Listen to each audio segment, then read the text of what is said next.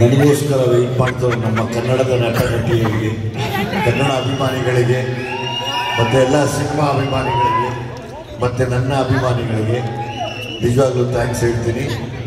ಈ ಕಾರ್ಯಕ್ರಮ ಯಾವಾಗಲೂ ಈ ಥರ ಮಾಡೋಕ್ಕೆ ಹೋಗಬೇಡಿ. ನೆಕ್ಸ್ಟ್ ಎಲ್ಲನೂ ನಾನು ಬಿಡಿ, ನಮ್ಮದೆಲ್ಲ ಬಂದಿದೆ ಹೋಗಿದೆ ಬರ್ತಾ ಇರುತ್ತೆ. ಯಾರೋ ಹೊಸಬರು ಬಂದಿರ್ತಾರೆ, ಅವ್ರಿಗೆಲ್ಲ ಈ ಥರ ಮಾಡಿದಾಗ ತುಂಬ ಮನಸ್ಸಿಗೆ ನೋವಾಗುತ್ತೆ ಅಲ್ವಾ? ತುಂಬ ಜನ ಹೊಸಬರು ಬಂದಿರ್ತಾರೆ. ನಾವೆಲ್ಲ ಫಸ್ಟ್ ಫಿಲ್ಮ್ಗೆ ತೊಗೊಂಡ್ವಿ ಬೆಸ್ಟ್ ಆ್ಯಕ್ಟರ್ ಅವಾರ್ಡು. ಸುಮಾರು ಜನ ಹೆಣ್ಮಕ್ಳು, ಹೊಸ ಗಂಡ್ಮಕ್ಳು ಇನ್ಸ್ಪೈರ್ ಆಗಿಬಿಟ್ಟು ಕಾಯೋರು ಸಡನ್ನಾಗಿ ಹಿಂಗೆ ಮಾಡಿದಾಗ ಅದು ತೊಗೊಂಡ್ರೂ ವೇಸ್ಟ್ ಅನ್ಸುತ್ತೆ. ಸೊ ಬೆಟರ್ ಇಡೀ ನಮ್ಮ ಕನ್ನಡನ ಇನ್ಚಾರ್ಜ್ ಆಗಿರೋ ಈ ತಂಡ ಈ ಪ್ರಾಬ್ಲಮ್ಗಳಾಗ್ತಾರೆ, ಈ ತಪ್ಪಾಗ್ತಾರೆ ನೋಡಿಕೊಂಡ್ರೆ ತುಂಬ ಚೆನ್ನಾಗಿರುತ್ತೆ. ಪ್ರತಿ ಸರಿನೂ ಹೀಗೆ ಕನ್ನಡನ ತುಂಬ ಎಂಡಿಗೆ ಮಾಡ್ತೀರ, ಅದೊಂದು ಬೇಜಾರಿರುತ್ತೆ ಒಂದು ಮನಸ್ಸಲ್ಲಿ.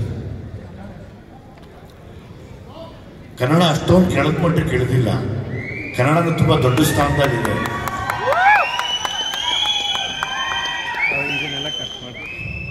ಸೊ ಹಂಗಾಗಿ ಕನ್ನಡಕ್ಕೆ ತುಂಬ ದೊಡ್ಡ ಗೌರವ ಕೊಡಲಿ ಅಂತೇಳಿ ಈ ಅವಾರ್ಡ್ನ ನನ್ನ ಎಲ್ಲ ಅಭಿಮಾನಿಗಳಿಗೆ ಅರ್ಪಿಸ್ತೀನಿ. Thank you very much. Thank you. Best actor critics ಖಂಡಿತವಾಗ್ಲೂ ಬಹಳ ಒಂದು ದೊಡ್ಡ ಅವಾರ್ಡ್. ನೀವು ಭೀಮಾ ಅನ್ನೋ ಒಂದು ಸಿನಿಮಾ ಮಾಡಿದ್ರು ಕೂಡ ನಿರ್ದೇಶನದ ವಿಷಯದಲ್ಲಿ ನೀವು ಒಂಥರ ಏಕಲವ್ಯ ಇದ್ದ ಹಾಗೆ ಸಾಕಷ್ಟು ಜನರಿಗೆ ಇನ್ಸ್ಪೈರ್ ಮಾಡಿದಿರಾ. 5 ವರ್ಷ ಇಂಡಸ್ಟ್ರಿನಲ್ಲಿ ಉಳಿಯೋದೇ ಬಹಳ ಕಷ್ಟದ ಕೆಲಸ. ಅಂಥದ್ರಲ್ಲಿ ನೀವು 25 ವರ್ಷ ಮಿಕ್ಸ್ತಾ ಇದ್ದೀರಾ. ಇವಾಗ ಡೈರೆಕ್ಟರ್ ಆಗಿ ಒಂದು ಹೊಸ ಚಾಪ್ಟರ್ನ ಶುರು ಮಾಡಿದ್ದೀರಾ. ನಿಮ್ಮ ಜೀವನ ಇವಾಗ ಮೆಲುಕು ಹಾಕಿದ್ರೆ ಏನ್ ನೆನಪಾಗುತ್ತೆ ಸರ್? ಏನ್ ಮನ್ಸಿಗೆ ಬರುತ್ತೆ? ನಾವು ಡೈರೆಕ್ಟ್ ಆಗೋಕ್ಕಿಂತ ಮುಂಚೆ ಆಕ್ಟಿಂಗ್ ಮಾಡಬೇಕಾದ್ರೆ ಬರೀ ಆಕ್ಟಿಂಗ್ ಮಾಡಿದ್ವಿ, ಆಮೇಲೆ ಉಪ್ಪಿ ಸಾರ್ನ ಕಾಪಿ ಮಾಡಿಬಿಟ್ವಿ ಅಷ್ಟೇ. ಸೊ ಹಾಗಾಗಿ ಉಪ್ಪಿ ಸರ್ ನಮ್ಗೆ ಇನ್ಸ್ಪಿರೇಷನ್ ಡೈರೆಕ್ಷನ್ಗೆ. ಸೊ ಹಾಗಾಗಿ ಈಗ ಡೈರೆಕ್ಷನ್ ಏನು ಮಾಡ್ತಿದ್ದೀನಿ, ಸೊ ನಮಗೆ ಗುರುಗಳು ಎಲ್ಲ ಅವರೇನೆ. ಸೊ ಹಾಗಾಗಿ ಅವ್ರನ್ನ ತುಂಬ ಇಷ್ಟಪಡ್ತೀವಿ, ಅವ್ರನ್ನ ಫಾಲೋ ಮಾಡ್ತೀವಿ. ಹಂಗಾಗಿ ಗೊತ್ತಿಲ್ಲ, ನನ್ನ ಕೊನೆಯವರೆಗೂ ಒಂದೇ ಹಾರ್ಡ್ ವರ್ಕ್ ಮಾಡೋದಷ್ಟೇ ಗೊತ್ತಿರೋದು.